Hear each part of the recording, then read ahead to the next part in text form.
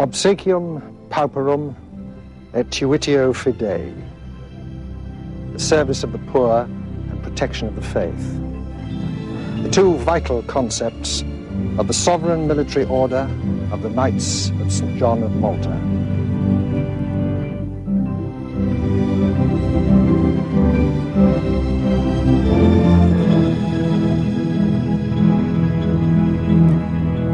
And now, nearly a millennium from their founding, the Knights have returned to Malta for the first time since they were ousted during the Napoleonic invasion of the island.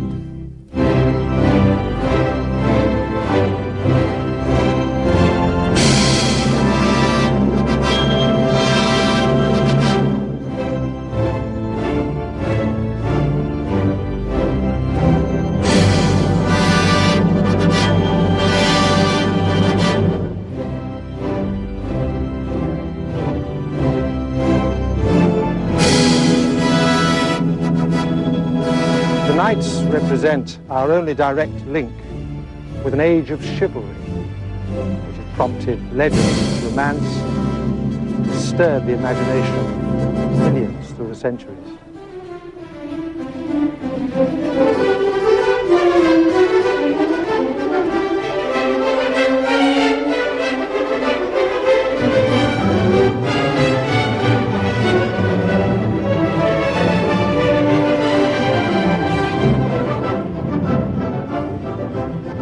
The story of the Knights is itself a legend.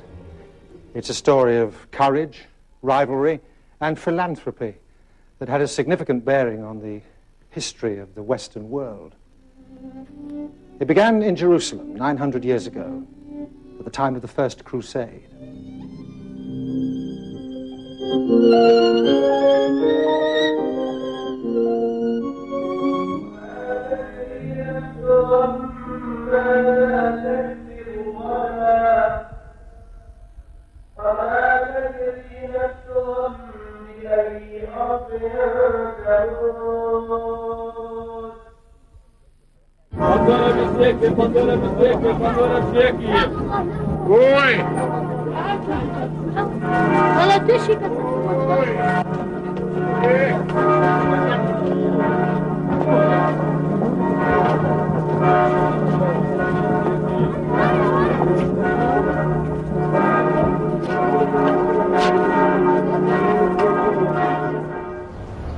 The Garden of Gethsemane, the scene of the agony of Christ. A short distance from here is the place where Christ is traditionally held to have washed the feet of the apostles. In the early years of the 11th century, a small hospital stood here. In view of the sacred location and its proximity to the Holy Sepulchre, the hospital was consecrated by Pope Gregory the Great and entrusted to the care of Benedictine monks. The initial purpose was to provide medical care and aid to Christian pilgrims. These were tense times between the ruling Muslims and Christians. The monks ministered to their pilgrims within an ever-changing political climate. Funds were lacking, and the antagonism was changing into a holy war. When the Caliphate of Palestine passed into the hands of the fanatical Al-Hakim, the hospital became a prime target. It was destroyed, lest Muslims be contaminated by Christian customs, only to be rebuilt as trade and commerce resumed between the protagonists. The monks endured many hardships under continual threat from their Muslim rulers. At the start of the First Crusade, they must have feared for their future in Jerusalem. The head of the order, Fra Gérard de Martigues, Provence, kept a tenuous peace, even as the Crusaders were assaulting the bastions of the city. Indeed, Fra Gérard was accused of treason, supposedly caught dropping loaves of bread over the city walls to the Crusaders as they lay siege. He was saved, according to legend, by divine intervention. When brought before the Muslim Qadir to be judged, the loaves, which were produced as evidence, were miraculously turned to stone. Fra Gérard was allowed to go free.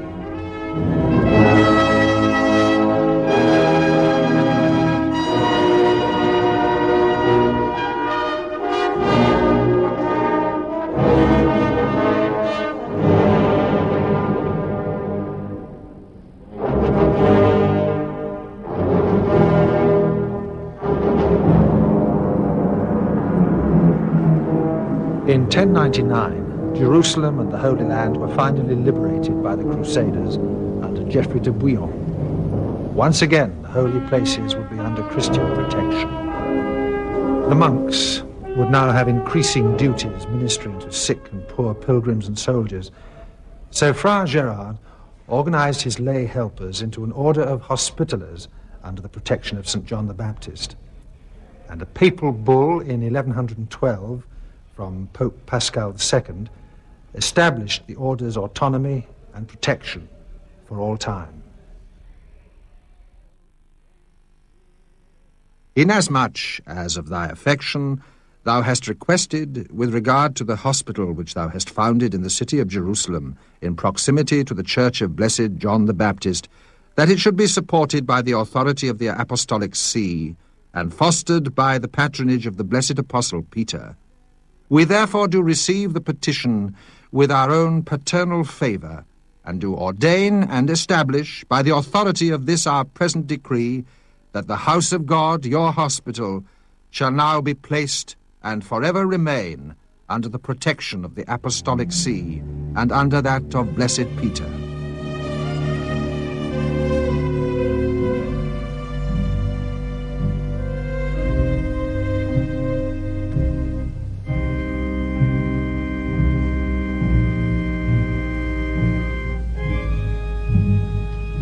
The first members of the new order were bound only to perform the duties of hospitallers. Later they would take the vows of poverty, chastity, and obedience. They wore the same black gown as contemporary monastic orders, but to distinguish themselves from the Benedictines, they also put on a red open frock adorned with an 8-pointed white cross, the 8 points symbolizing the 8 Beatitudes. The head of the order, Fra Gerard, became known as Grand Master, henceforth to be referred to as the custodian of the poor of Christ of the Hospital of St. John of Jerusalem. And at the same time, a sisterhood was formed to minister to female pilgrims. They were called the Dames of the Order of St. John of Jerusalem, and they too wore the 8-pointed cross. At that time, the Crusade symbolized courage and a willingness to die for the faith. This passion inevitably became a part of the order's way of life, and against a backdrop of Muslim aggression, the Knights Hospitaller gradually adopted the characteristics of a militant brotherhood. To their duties of protecting the poor and the sick, they added that of defending the hospital. And this soon became a sacred mission of waging eternal warfare against enemies of the cross. To protect, as Shakespeare's Henry IV says, those holy fields over whose acres walked those blessed feet which 1400 years ago were nailed for our advantage on the bitter cross.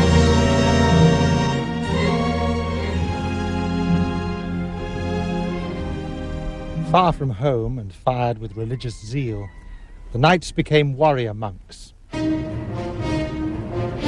As they defended the faith, they drew around their banner the bravest and noblest blood of Europe. Many of the young aristocracy of the West joined the order, permanently establishing it on a military basis. The influx of the nobility demanded the knights organize themselves, and under Fra Raymond de Puy, Fra Gerard's successor, a grand council of knights drew up classifications of members. The order began to take its aristocratic shape. There would be knights of justice, military knights, sons of the noble houses of Europe at the top, and under them, chaplains, the ecclesiastics, and then serving brothers and servants at arms. A hierarchy of what was now the military order of the Hospitallers of St. John, aristocratic in its constitution, religious in its character, and military in its object, to defend the faith.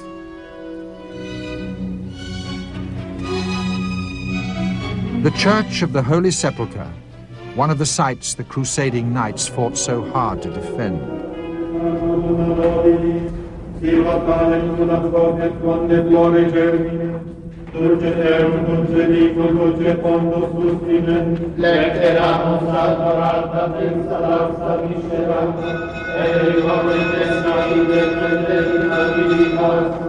accoglie i defunti, o Gesù, nella Gerusalemme del cielo, dove con il Padre e lo Spirito Santo sarai tutto in tutti. Amen.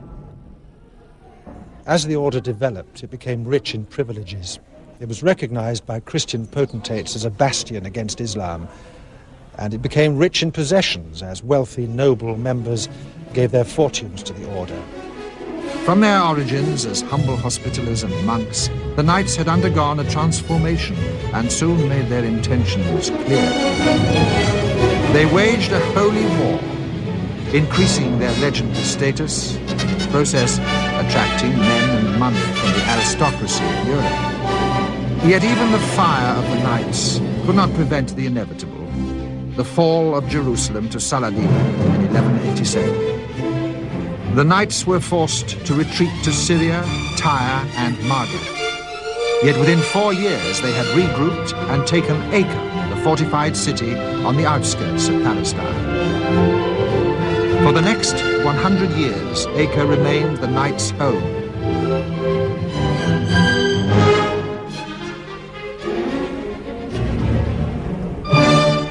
The Crusades continued. None of them, as we know, successful in winning back the Holy Land. The knights lent their arms to Richard the Lionheart and St. Louis of France, all to no avail. And as the mission of the Crusades became weaker, the knights became more and more besieged.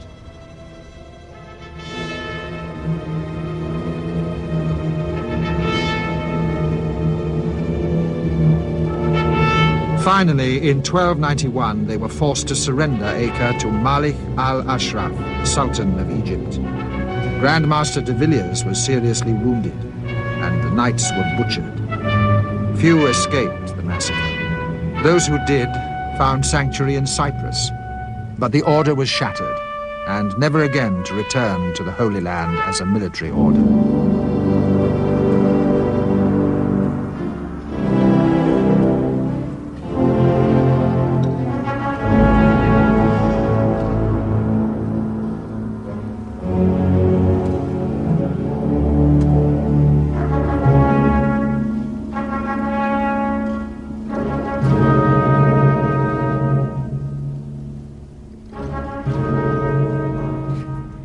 In Cyprus, Grand Master de Villiers and his successor Villaret tried to reshape the decimated order. It had become evident that its destiny could no longer be concentrated on land in Palestine. The answer would lie on the sea. If the knights were to withstand the Muslim enemy, they must become a naval power.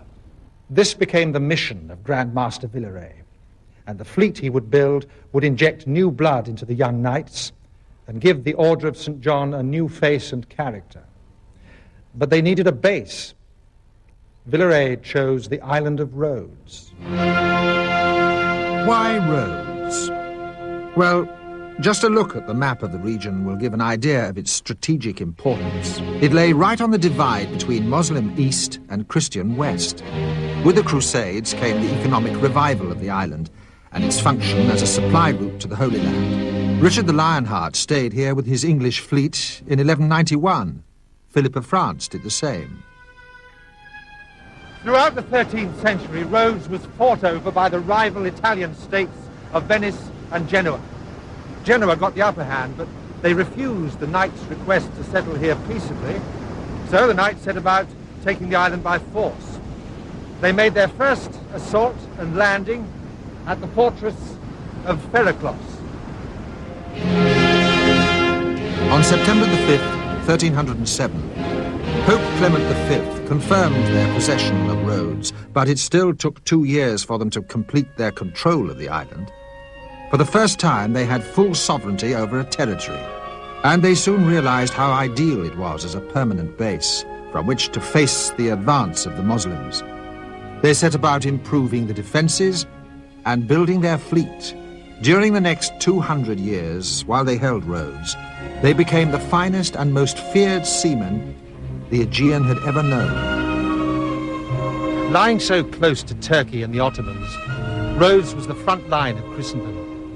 Once established here, they conducted raids on the coast of Asia Minor and Syria. whilst continuing to fortify their land against the counter-crusades of the Muslims.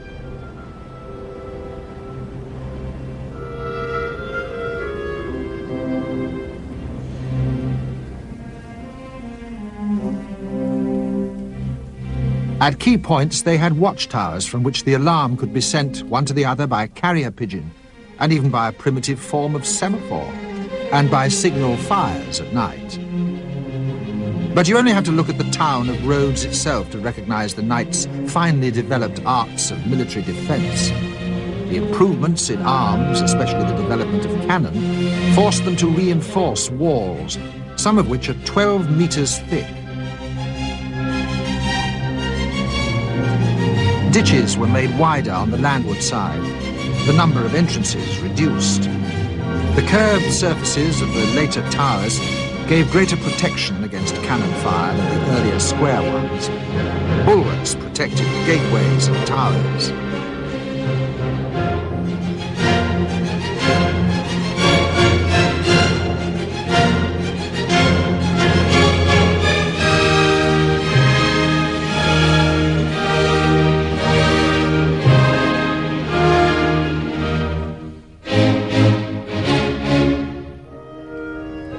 It wasn't just as great sailors that the knights will be enshrined in the history of Rhodes. On their arrival, they settled into three classes: the knights militant, recruited solely from noble families; the serving brothers, who acted as nurses and, of course, soldiers; and the chaplains, who looked after religious matters. They perfected the form of their order by adding magistral knights and knights of grace, honorary knights nominated by the Grand Master. And entrance requirements for the knights were tightened. To be admitted, they must prove noble birth on both sides of the family for at least 4 generations. No matter how wealthy or important a family might be, no taint of illegitimacy or common blood could pass the scrutiny of the Grand Master and his council. At the head of the order came the Supreme Council, presided over by the Grand Master, himself a knight who, after years of service, had progressed through the major positions and then been freely elected by his fellows. He was, in effect, the sovereign, holding all the prerogatives of a monarch, enacting laws and minting his own coins, levying taxes from the native population.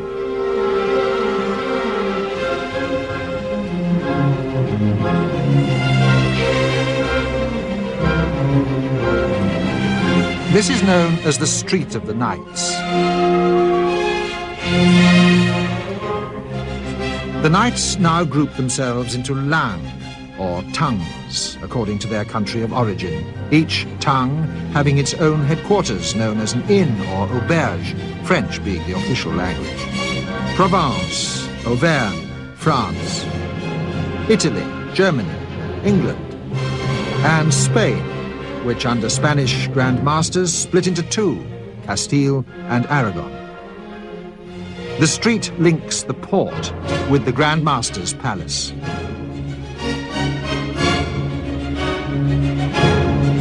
This was the main council chamber.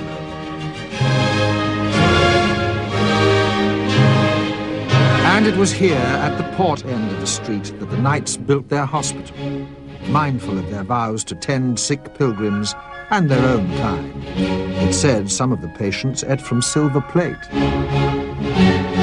Each nationality was also given its own particular section of the fortifications to defend. In addition to the 3 classes of the order, officers were needed for its fleet and army, administrators for the many estates it owned in Europe.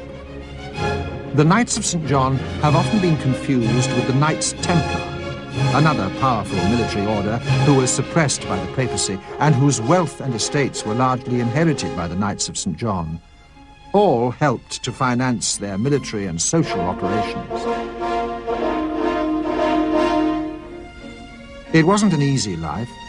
A young man did not become a full arms-bearing member of the Brotherhood till he was 18, and there being an almost permanent state of war, only about 1 in 20 lived to be 50 years of age.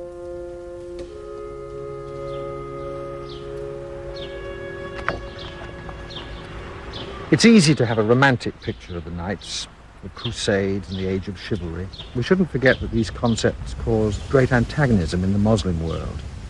Although the knights had started out as a nursing brotherhood, they developed into an aggressively military power.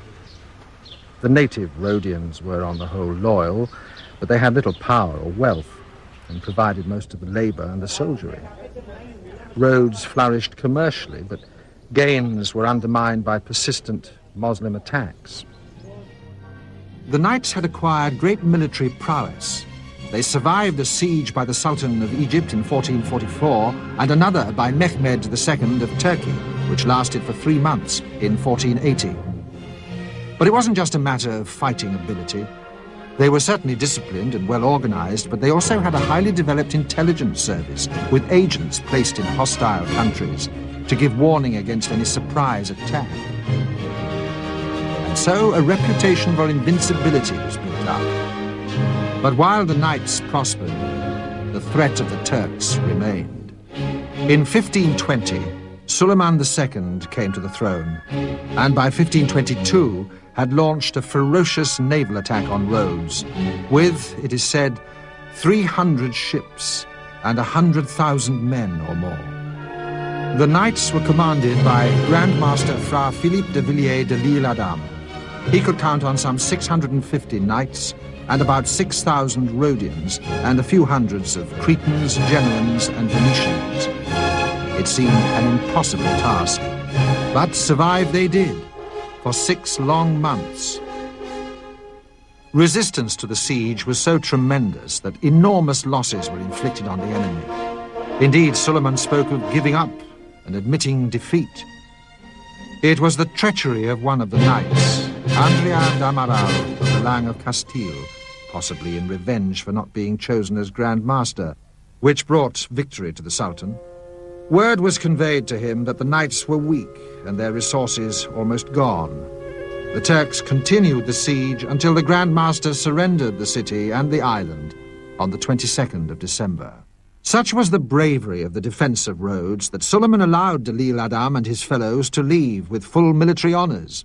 They took with them their sacred relics of St. John and the miraculous icon of the Madonna of Palermo.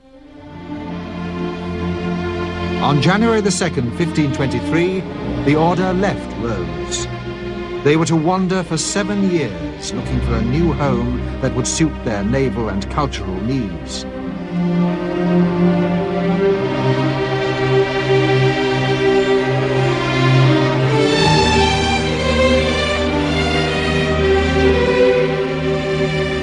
They settled in Malta, paying a nominal rent of 1 falcon a year. So this was to be the knights' new homeland, where they would once again become a sovereign order. The islands had been presented to them by the Holy Roman Emperor Charles V of Spain in 1530. What was expected of them was clearly stated at the time: to perform in peace the duties of their religion for the benefit of the Christian community, and employ their forces and arms against the perfidious enemies of holy faith. After the green and fertile land of Rhodes, the Maltese islands must have come as something of a shock to the knights. Of course, there were 2 fine natural harbours, but otherwise things were sparse. A report at the time by the early knights states that the island of Malta is merely a rock of soft sandstone called tufa, about 6 or 7 leagues long and 3 or 4 broad. The surface of the rock is barely covered with more than 3 or 4 feet of earth, which is likewise stony and very unfit to grow corn or other grain. The principal trade of the island consists of honey and cotton, which the inhabitants exchange for grain. But except for a few springs in the middle of the island, there is no running water, not even wells, the want of which the inhabitants supply by cisterns.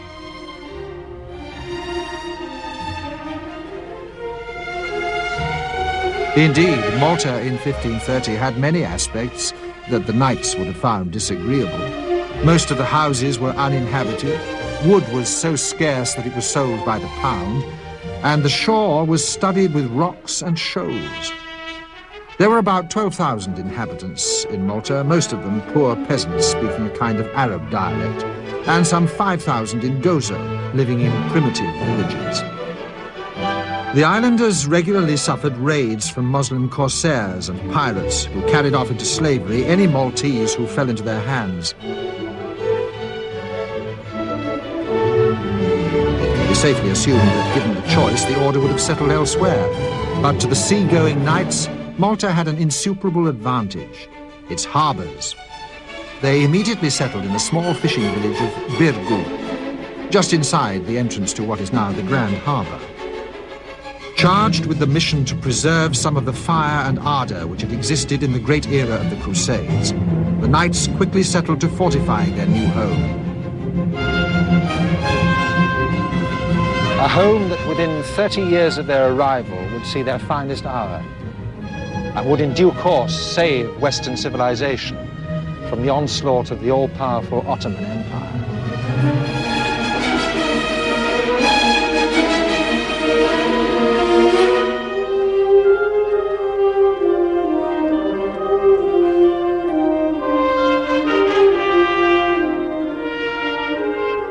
For 30 years following their arrival in Malta, the knights set about consolidating their position. The Turkish threat remained, and there were many skirmishes. But perhaps one of the greatest blows to the knights was the disbanding of the English line, decreed by Henry VIII. Although many of the English knights remained loyal to the faith, some even being beheaded in England for refusing to deny the Pope's supremacy, the ancient and noble line of England was a mere shadow of its former self. And in Germany, shortly afterwards, the Protestant princes cut all financial support to the order.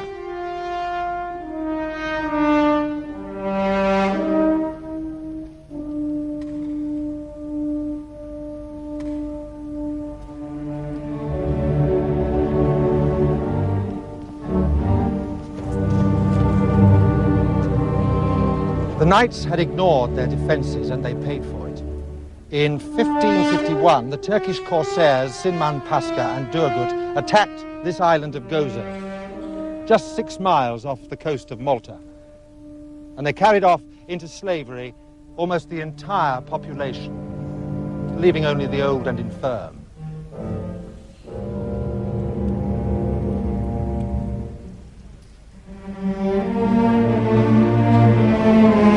Reaction was quick. The construction of ships was recommenced and the islands fortified. By 1557, Jean Parisot de la Valette had become Grand Master, destined to be the greatest in the order's history. La Valette was born in 1484 and joined the order at the age of 20. He was a singularly dedicated man, descended from a noble and ancient Provençal family. He'd fought throughout the great siege of Rhodes, but his physical strength and character were undoubtedly proved when he was captured by the Turks and spent a full year as a galley slave at the age of 56. The life he knew during this period of captivity has been described by Jean-Martin de Bergerac, another Frenchman, who was condemned to the galleys some half a century later.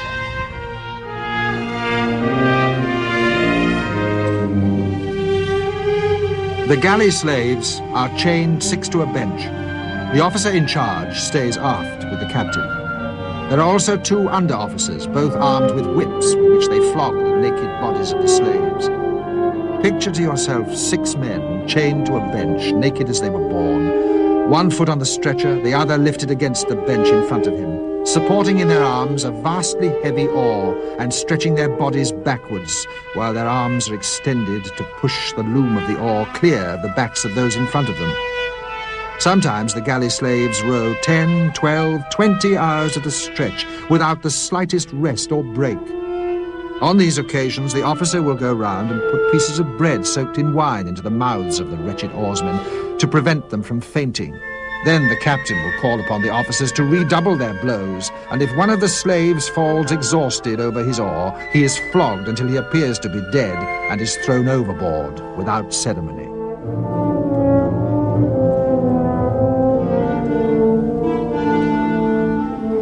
When La Valette became Grand Master, he was 62. To have attained such an age, after a life of constant warfare, a man had to be hardened. To have suffered as La Valette had, he would have needed to be almost superhuman.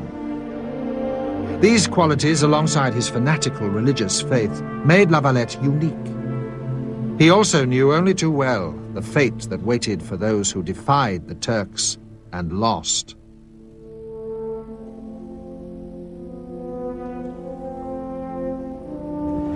In 1565, the Turkish fleet launched its attack on the Grand Harbour. It consisted of 130 royal galleys and 50 smaller vessels, laden with provisions and munitions of war, including all the requirements for a long and powerful siege. The landing force, representing the flower of the Ottoman army, was some 40,000 strong. The flags fluttered over the unconquered island that had seen the death of 250 knights, with those remaining almost all badly wounded or crippled for life. 7,000 Maltese had died, and only 600 of the garrison force of 9,000 were still capable of bearing arms. But it was also the most humiliating reverse suffered by Suleiman during his long and otherwise glorious reign. Aside from the cost of the maritime preparations, the loss of life was prodigious. The Turks lost 30,000 men.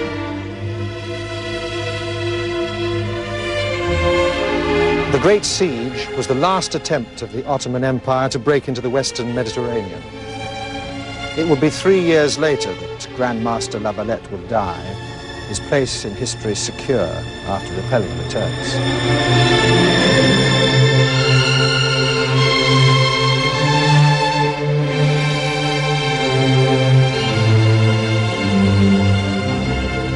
His epitaph is enshrined in the inscription on his tomb.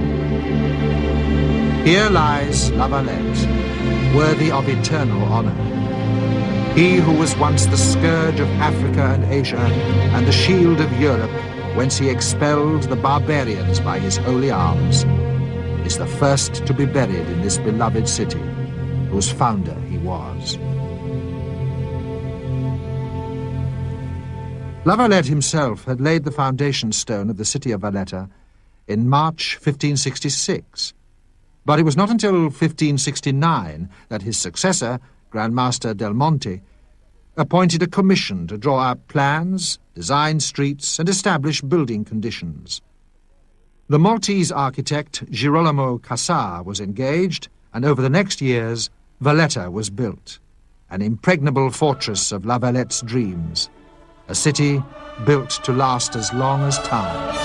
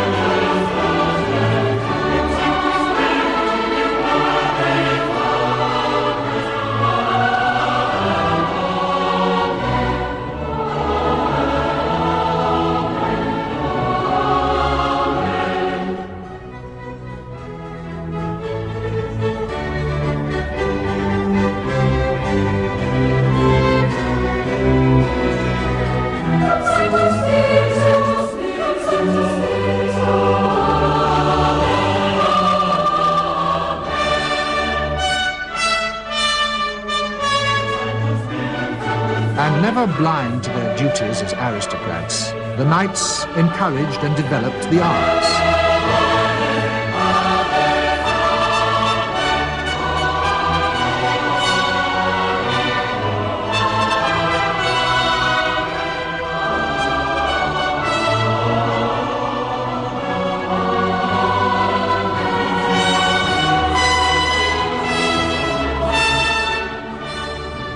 Perhaps that dedication to the arts is best illustrated here in St. John's Co-Cathedral in Valletta. This splendid marble group representing the baptism of Christ was carved out by Giuseppe Mazzuoli in 1674. Two artists in particular dominate the cathedral. Michelangelo Marisi de Caravaggio spent some time in Malta and in 1608 was made a Knight of Obedience of the Order of St. John. Caravaggio was a complex character. His vivid, realistic religious scenes often shocked. The beheading of St. John the Baptist in the oratory of St. John's is often considered his finest work. It is a scene of squalid brutality in the yard of a prison. St. John faces the floor, his hands tied behind him.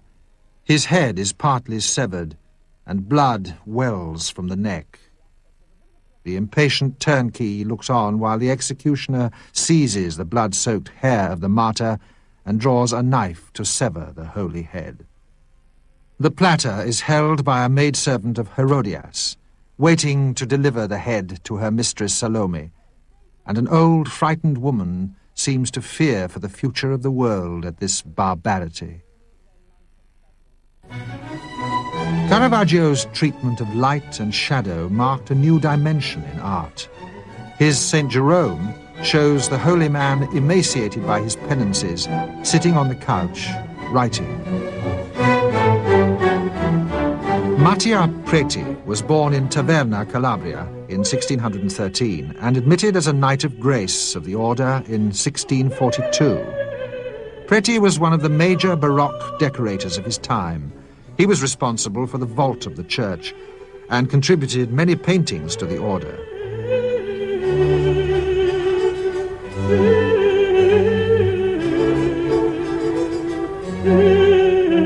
The pavement and its marble gravestones is a stunning memorial to the perennial urge of the knights to perpetuate their memory.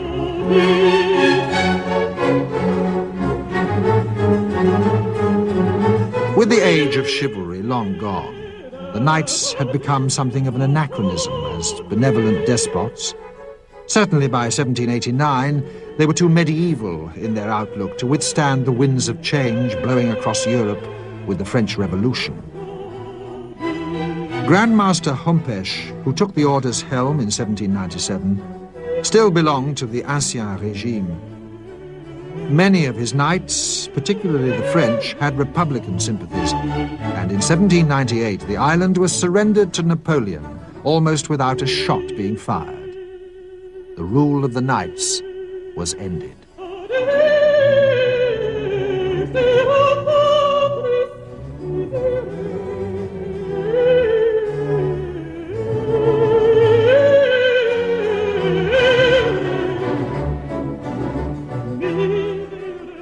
There's hardly a place in Malta which does not bear to this day some more or less marked traces of the Knights' rule. The names of Malta and the Order became closely linked, inseparably interwoven, and the warrior monks have ever since been designated Knights of Malta, and their 8-pointed cross is even now known by the name the Malta Cross. But the story does not end there. Since 1838, the Knights have been based in Rome and have concentrated on their hospitaller vocation. There are now 43 national associations which, apart from the religious life of their members, concentrate on hospitaller work. And there are some 10,000 members of the Order. As well as administering and supporting many hospitals, the Order is active in providing aid and medical help when national disasters occur or refugees need assistance. The hierarchy of the Order remains the same, with noble birth still a prerequisite. The current Grand Master is Fra Andrew Barty. Ioaniți, can you explain the work of the Order today? We're doing what we've always done. We're trying to promote the religious development of our own people and looking after the poor, the sick, the refugees and the handicapped. Are there any specific instances that we would see this work going on? Well, you might have seen what we were doing recently in Hungary when the East German refugees came over. We've got leprosaria in Africa and South America, first aid corps in Ireland, Germany, Austria, and we're setting one up in Hungary now. The French have a very good ambulance service which they're running. We've got hospital in London and some old people's homes there. In fact, all over the world we've got different sort of hospital activities going on. As we go into the 1990s, how relevant do you think the work of the Knights will be? Very relevant, because unfortunately we're always going to have the sick and the handicapped with us. And in the 900 years of our history, we've always looked after them, and we're going to go on doing that. Very, very close links with Malta. The Maltese people, do you feel that they welcome the Knights? Yes, I think they do, because it's now nearly 200 years since the order left. They no longer consider that we may have been oppressors. I don't think we were particularly a conquering nation or anything like that. And I think they appreciate the benefits that the order brought to the island. And I think it did bring a lot, and it enriched the island culturally quite a bit with its beautiful buildings, and it helped with the agriculture. It set up hospitals, universities, and things like that. And I think they can now look back on the period when we were here with pride and even happiness. In 1989, the Knights returned to Malta for the first time in 200 years to meet and discuss their history, their legends, their current work, and how they can once again strengthen their ties with this island state.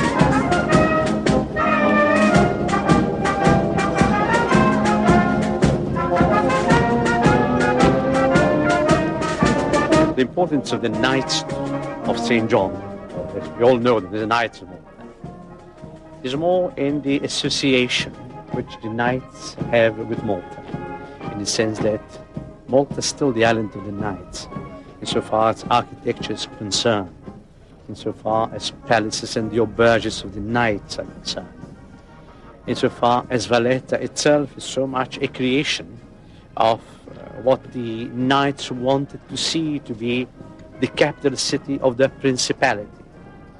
Obviously today the Knights have a totally different dimension.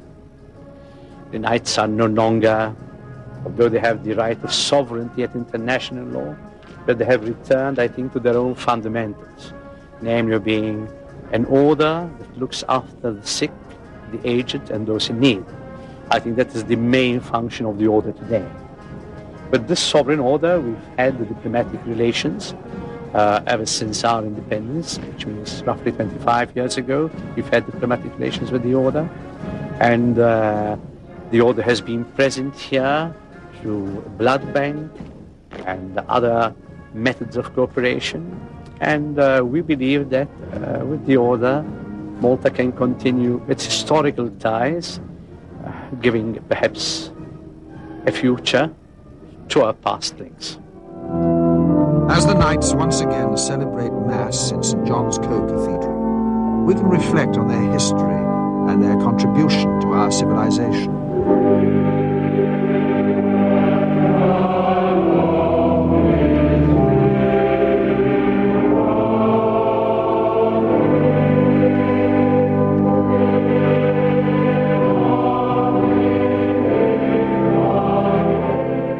Their legacy is all around them, and their contribution to our future in terms of their work with the poor and sick will ensure their valued existence into the 21st century. The Knights are a tangible link with our past, an embodiment of a basic human desire to protect our freedom and care for our needy. Principles the world will embrace for as long as mankind values and respects the indomitability of the human spirit.